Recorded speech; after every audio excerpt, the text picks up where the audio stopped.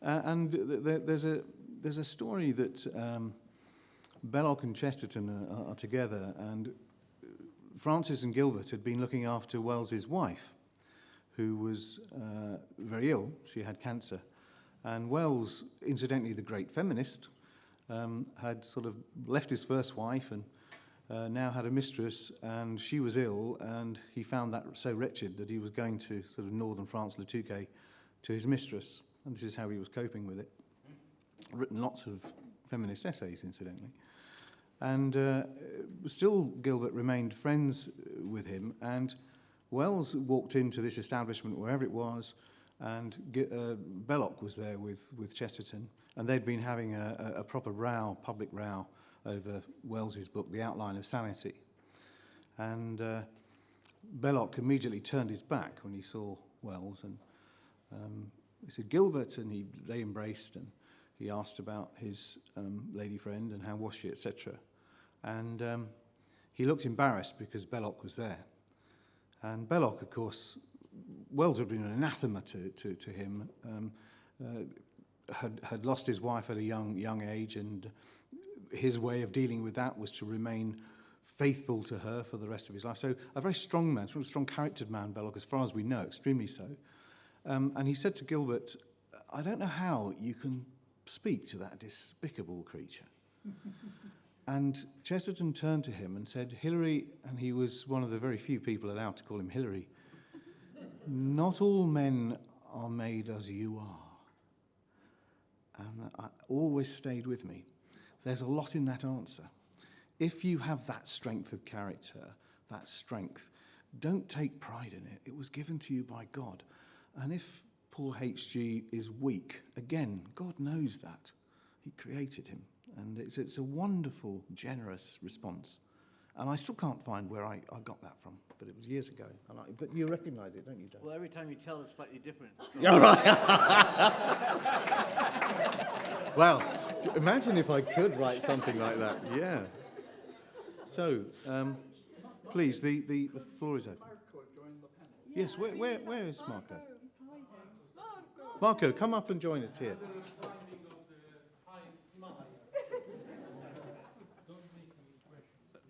Father John, you must come too. Ask questions in Italian, though. Oh, yes.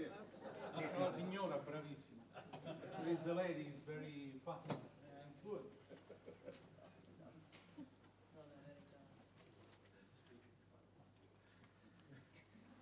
Well, we silenced him this time. Oh, we did. If there are no questions, this is going to be embarrassing. You've done a good job. Does anyone want to? My background has been a career in the British military. I wonder if the panel have got any insights into how Chesterton would be playing in the world that he is now, or whether there's nothing really to add or no useful stuff there. What was the question exactly? How would GK be dealing with the military issues surrounding today? Yeah, well, I think I mentioned, Chesterton said the only defensible war is a war of defense. Yeah. And he certainly defended the use of arms and, force to protect one's country. And someone alluded to one of his great lines earlier today. He said, "The soldier fights not because he hates what's in front of him, but because he loves what's behind him." And I think that epitomizes his arguments about the use of military arms. As far as things today, I mean, he would have a hard time defending a lot of the use of the military today because it doesn't seem to be defending one's home. It seems to be defending wealth and investments in commercial enterprises. And so I think he'd have a lot of quarrels with the use of a lot of the military use today. Could I ask a question to Marco? Sorry. Yes. You mentioned to us a monastery in Norcia, Sure. which you said was distributist, and they made beer and they loved Chesterton. Now, Noccia is the birthplace of Saint Benedict, is it Sure. not? Yes. Can you tell us a bit more about this monastery? Oh, sure. I try. This monastery is in Norcia, and it is attached to the basilica built over the home, birth home of Saint Benedict and Santa Scholastica, the twin brothers. Okay. This monastery was established there in 14 years ago, almost. It's an international based monastery. There are many Americans, some people from other places, okay? Also from Italy, Indonesia, and so on. Now remember. It's a new foundation, and it's very interested to these ideals. These are ideals. That's right. These are ideals. They produce beer. They pray every day. Is the rule. They drink moderatamente, come si dice? Moderately. Yes. You, come chi diceva Chesterton, you have to be grateful with beer and burgundy, but not drinking too much. Okay. They follow the rule of Saint Benedict with integrity. Okay, they wake up every morning at 3 o'clock. Okay, and they go to sleep at 8 o'clock, and they go to pray 7 times a day. They celebrate Mass and so on. But they conceive their commitment as a sort of building of a new world. Okay, following the words of Pope Benedict about the creative minorities. It's a place that attracts many young people for this. Also for the integrity of life that is run in this monastery, okay? They follow, they also sing in Gregorian chant, and they celebrate Mass in both rites, the old and new rite, okay? So they are very close to us, to our ideals, and we help each other. And so that's, I mentioned them because I think that is another of the points of rebirth of life around the world, okay? I think that it's a place near my hometown, but I think that is an attracting point for all the world, okay?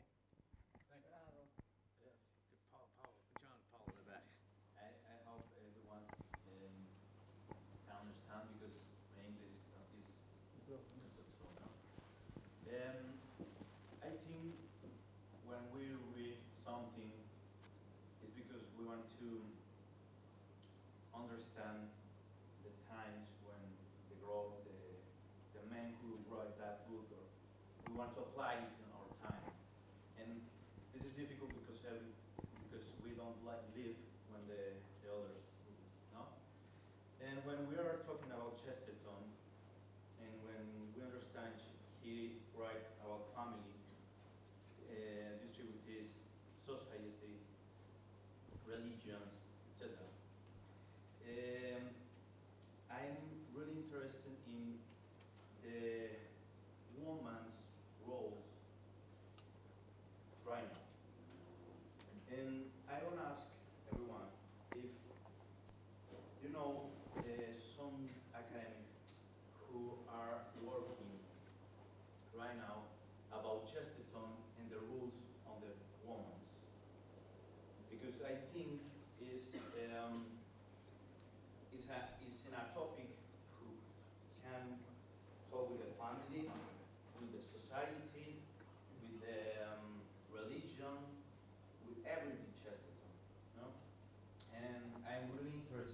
prophesied and to do something because I want to protect the family. Because in Mexico, all this is changing too fast. There's a woman right here. Yeah, that's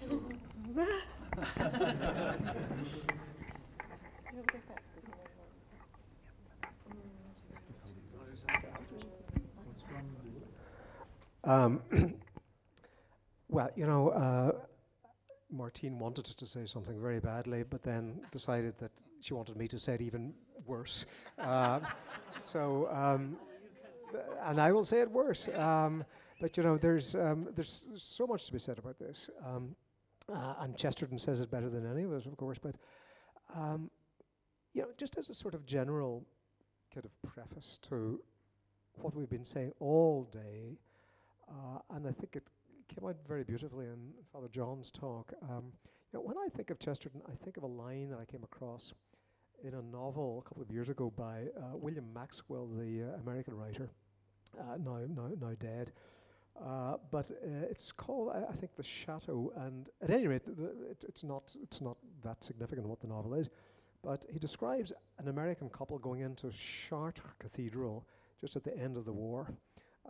And on their honeymoon, I mean, we've been talking about honeymoons this morning, and they went into Chartres, and as Maxwell describes the moment, they felt as if they'd entered some great moment of understanding.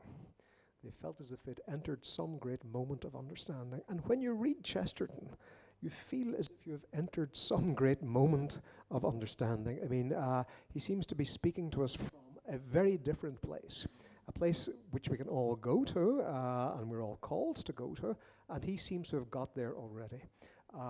So we have entered, and I mean, as you read Orthodoxy or his stunning book on Thomas Aquinas, you seem to enter that great moment of understanding, and Chesterton's genius is to convey his moment of understanding to the rest of us.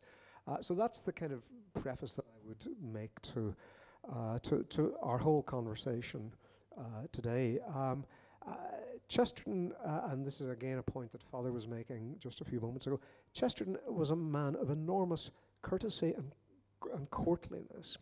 And you can see that in his view of women, whom he admired almost to the point of over-admiring them. I mean, he, of course, was utterly devoted to his wife, to his mother, and indeed locally to his secretary, Dorothy Collins. I mean, he was a man just of exquisite good manners and courtesy, and seeing what was destroyed in womanhood by the grotesqueness of modernity. I mean, Tessa spoke a little about that in her beautiful talk, and by the way, to whom we give our good wishes to Stratford. So if you look, for example, in What's Wrong with the World, you can see how he describes that the family is being destroyed by what is wrong with the world. When parents come home, when a father comes home, incapable of enjoying the pleasures of his family because he's so tired, and this is what is crushing the human spirit. I mean, Chesterton regarded the family as that great place of anarchy, if you will, where a man, a woman, children are most free. A man can eat his dinner from the floor in the family, in the home, this the kind of creative anarchy of the family is such an important element in Chesterton's world. And at the heart of that, of course, is the mother, is motherhood, is the beauty of motherhood. All of these things, and I think I probably am preaching to the converted here, but all of these things are under extraordinary assault today. And if Chesterton is to be the medicine or the antidote or the salt that preserves the beef, then he will do that by reminding us that the family is in serious jeopardy, for all of the reasons that I've pointed out and he has pointed out, and at the heart of the family is the woman and the mother. At which point I'm now going to hand the microphone to Martine because and to Tessa, because they will have gathered their thoughts, or not. No, it's very simple what I'll say, but during the studies that I've been undertaking, everyone was very shocked that a woman would be interested in studying Chesterton. Very, very surprised. And found him actually, I mean, they can't have read him, that thought that he was, what's the word I'm looking for? Chauvinistic, yes, that's the word. And I can quite honestly say he was the complete opposite. And as Dermot said, he had an amazing loyalty to his wife, to any woman he came into contact with, and overall to Mary. And if you read any of the poems, there's so many poems on the Mother of God.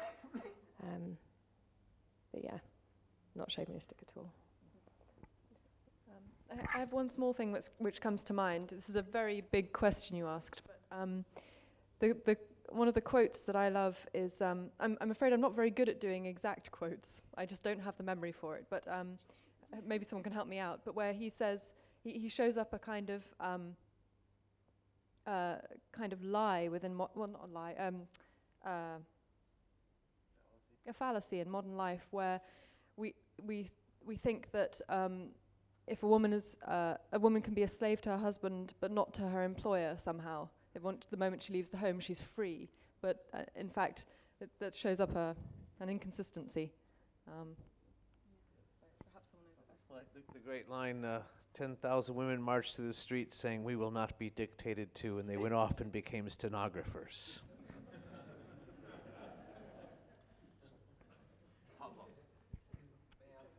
Excuse my English also.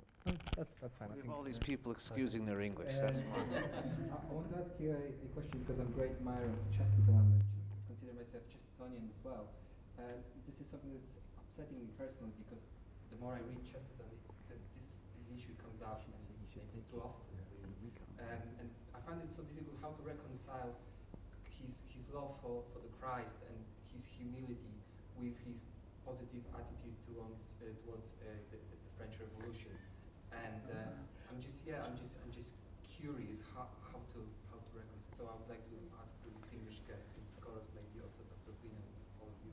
Yeah, Chesterton does not defend the terror of the French Revolution, but he does defend democracy. And he sees that the French Revolution was a game changer in modern history that really ushered in a hope for modern democracy in Europe.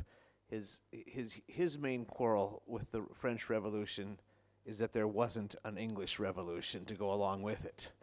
I mean, he was a critic of the corruption of the rule by the aristocracy, and he really truly did believe in democracy as an older form of government that needed to be restored. And he said revolutions are supposed to restore something old in concept.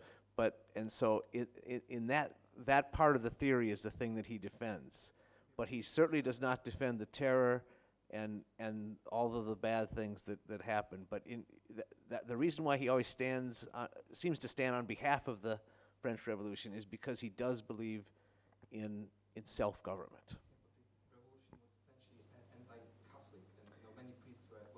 And that's right, and he does not defend that. But in terms of the democracy that you mentioned, also I'm thinking in terms of the demophilia, love for the common man, love for the people, and also maybe more direct form of democracy, such as in Switzerland.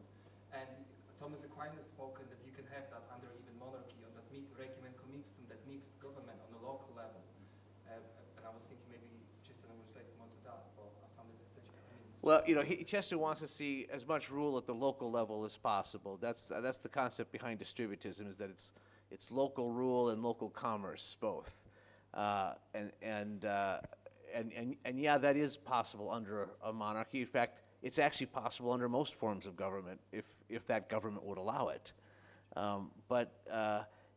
And his, I mean, he criticized, I think what's lost in his defense of the French Revolution are all his criticisms of the French Revolution in the ways it failed. And I think that's what gets lost. But there's an essential thing that he is defending, and that is democracy, and how it really created the hope of democracy in Europe and the end of an aristocratic rule. Because remember, he wasn't opposed to monarchy, he was opposed to aristocracy, which is, yeah. And you know, one of the things we forget about the French Revolution is certainly, yes, the church got damaged by it, but one of the arguments is that a lot of the church was in bed with the aristocracy, and there was corruption in the church as well at that time, and there was corruption on the part of the monarchy, who was really King Louis was more in sympathy with the Protestants than he was in the Catholics himself. He was making deals with the Protestants and not protecting the interests of the Catholics, and so he really helped usher in the revolution himself. And that's the part I think that gets lost in our interpretation because of the terror, and Chester would not, and never does, defend the terror. Yeah, it is difficult. Yeah. It surprises me that he was never offered a knighthood or What? It surprises me that he was never offered a knighthood, or at least an OM or a companion of honor. Well, he was made a Knight of the Order of St. Gregory by the Pope.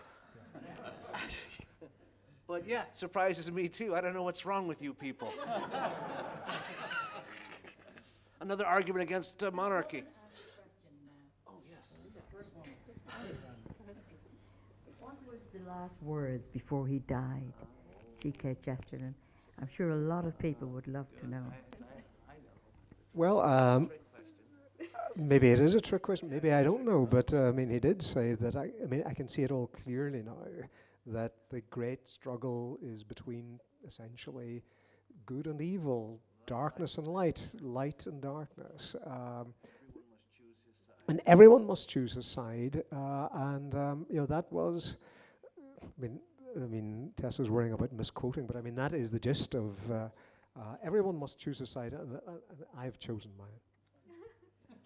Just to say, for those who do go to Oxford tomorrow, if I have another opportunity to visit the archive there, you'll find the little penny dreadful that was sitting on his bed nightstand as he was dying.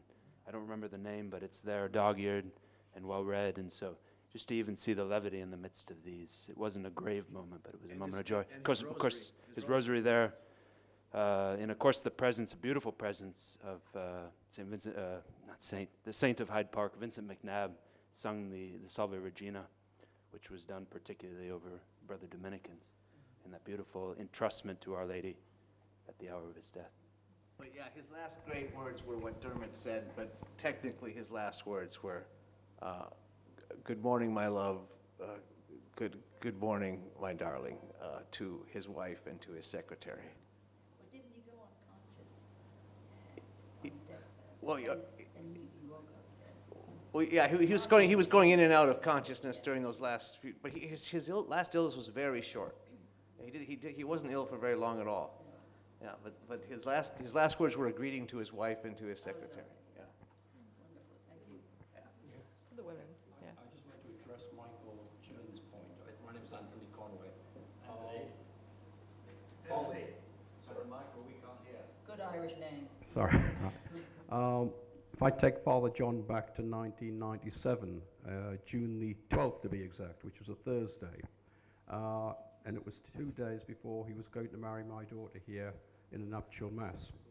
And very unusually, we're going to have a dry run. It was about 4 o'clock in the afternoon. He turned up late. Very unusual for him. And I said so. And we thought he'd gone for a sick call. And there's no one here. We didn't have a secretary at that time, I think. And we're about to leave. And suddenly he turned up with a priest who'd come all the way from Argentina, I believe it was, South America. And he'd come here, especially to Beaconsfield, which was unknown to me that people would travel all this way from Argentina to Beaconsfield. And he'd come to see G.K. Chesterton's grave. And Father John had taken him down to the old town and showed him the grave. Wonderful. So as Father John was preparing for this chat we're going to have, the priest and I chatted. And I asked him why he had come all this way. And he was very honest and said, he's venerated in South America as a saint. And the scales fell off my eyes that afternoon, because I had enjoyed him because of his fight against eugenics and for the Father Brown stories, to be quite candid. And he said the Father Brown stories had been extremely influential throughout South America because so many people couldn't read or write, but they enjoyed the stories and they appreciated the humanity and the instruction that went with that. From my point of view, going back to Michael's point about why he wasn't honoured by the British, and I agree with that, but we didn't honour many people, and we still don't. It's often the reason why. We didn't honour Kipling, who we should have honoured in many ways. We didn't honour Chesterton because he was regarded as anti-establishment for his eugenics work. And his eugenics work, which went to destroy much of the United States with the black and the white and the civil rights movement that went right through. When I immigrated to America, they were busing children to school in Florida. We had white desks, black desks. We had white toilets, black toilets. This is me, my lifetime, not history, my lifetime. We had only one Negro in the company I joined. I was employee number 50. We went to about 250 people in 18 months. We still had one Negro. He was the chauffeur. My lifetime. A lot of Americans don't like to be reminded of that. But Chesterton fought against, in his eugenics work, aggressively against Nazism, apartheid, the manic things they have in Sweden about the master race, and against the Untermensch. And I think for that and that alone, he made a lot of enemies, because in the ruling classes in Britain, that was, I think, there's not a bad thing.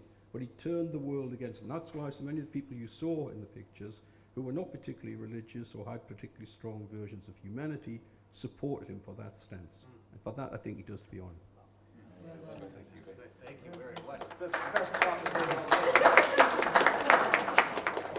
Would you mind if we just pick up, because it's just that Anthony's and Spencer just reminded me of a whole area really, which maybe could invite your help with, and it's around well, first of all, it's around the history of the petition for Chesterton's courts to be introduced. The homework I've done so far has led me about 30 years ago to Argentina. If anybody knows, if anybody can trace it further back than that, I should be very, very pleased to hear from you. That's the first thing.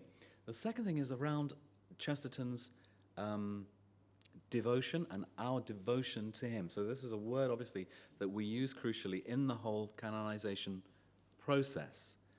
But I'm not so sure it's very, or it could be off-putting, let's put it that way, in the sense that, again, from my reading so far, I don't think I would use the word devout. Well, maybe I would. But in the sense, I mean, okay, we've got his rosary, but in the sense that many saints are like always saying their prayers, and you know, it's that kind of thing. Chesterton isn't in that kind of mold. And so I think when we're looking for his heroic virtue, it's kind of wider than we would normally look. And similarly, in terms of your devotion to him, you might not have thought of it as devotion conventionally toward, as we have towards a saint. But that maybe that devotion has a different kind of shape and feel about it, which is, I think, all to the good, as it were, in terms of breaking the mold of what we conventionally call holiness. Yeah. Oh, here's one over here. Father, is it not recorded as saying, when going to Mass on a Sunday morning in the room of the railway hotel, is he not recorded as saying, "What but religion would get a man out of bed so early"? Yes. I think it was a Corpus Christi Mass early one morning. Well, I mean, the fact is, he never went to church as an Anglican. I mean, the Anglican rector said, "I'm glad Chesterton's becoming Catholic. He wasn't a good Anglican." but But after his conversion, he never missed a day of obligation. So in that sense, his regular religious life changed as a result of becoming Catholic. He started attending Mass regularly. But I think what's so refreshing about, and different speakers have pointed to this, is that although he doesn't write conventionally about God, but actually he's writing about God all the time. I still hear. Is this? Oh, I'm sorry. I don't understand technology at all. Well, I really wanted to ask, I suppose, a number of questions about the speakers. The presentations we had, more than general matters. But there was one thing that particularly struck me, I suppose, in the talk of Martine, when she alluded to this passage where it's described that Christ's descent to infancy is a greater descent than Lucifer's, and then she seemed to back away from that. But that surely is the point of theology. Theology must shock Felix culpa and so forth. It's when it shocks us that theology is actually getting to grips with the matter. It's a very blunt instrument, theology, but nevertheless, it's getting to grips with the matter. And we should rejoice in this idea of the descent of the eternal Word, at the Incarnation being a greater and more dramatic, more frightening descent than the descent of Lucifer. We should rejoice in that, because the characteristic is not the height, but that one descent was in disgrace and the other descent was to bring grace. I mean, this is the point, and this is the point surely of St. Paul when he talks in Philippians about the self-emptying of Christ. That the descent is to give grace and spreads grace and radiates grace. This is the point. The descent is greater because the end is greater. I don't think you ever backed off. I was going to apologise. Is this working? Yeah, it is. I apologise for backing off. I had about 5 more pages, but I was told at the back, stop. So, yeah, I am going to turn my PhD into a book, so you'll be able to read it. It will be £60 Clarendon Press. Of course. But you should start taking orders for the book right now. Father, I think that we can trace the interest in Chesterton's cause back to the year after his death. W.R. Titterton, Chesterton's friend and fellow journalist, wrote the first biography of Chesterton called GKC, and in that book suggests that Chesterton should be canonized, and makes a good case for it right there. And one of the things he says is that he was always thinking about God. But even during Chesterton's lifetime, George Bernard Shaw suggested that Chesterton should be canonized. So we've got the Argentinians beat there.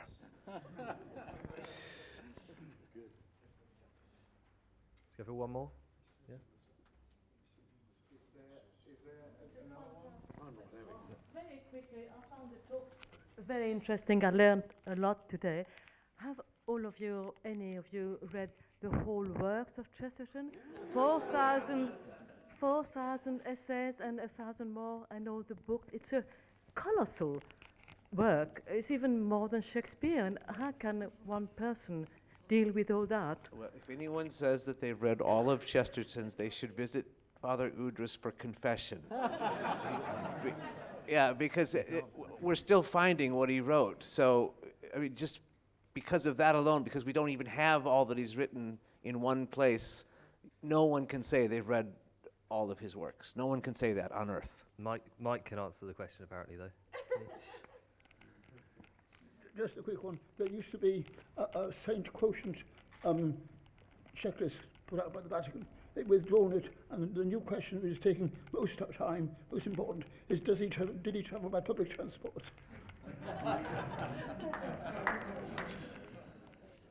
Just on that, I think it was Dermot mentioned about, in terms of the cause, should the cause be opened, and that somebody would actually have to read through the whole, or some bodies would have to read through. I was talking to the postulator for Newman's cause, and there was a dispensation given in his respect that it was only what he wrote after he became a Catholic that they had to go through. So, who knows, we might get a similar dispensation. That'll cut it by 30 years. That's good.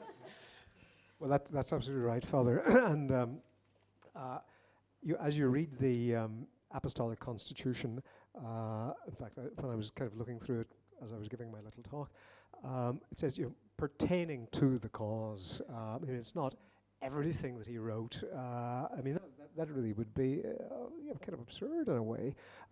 So it's pertaining to it, but there's still an awful lot of reading because, as he said, in fact, he gives us a rod for our own back. He said, everything I write is about God.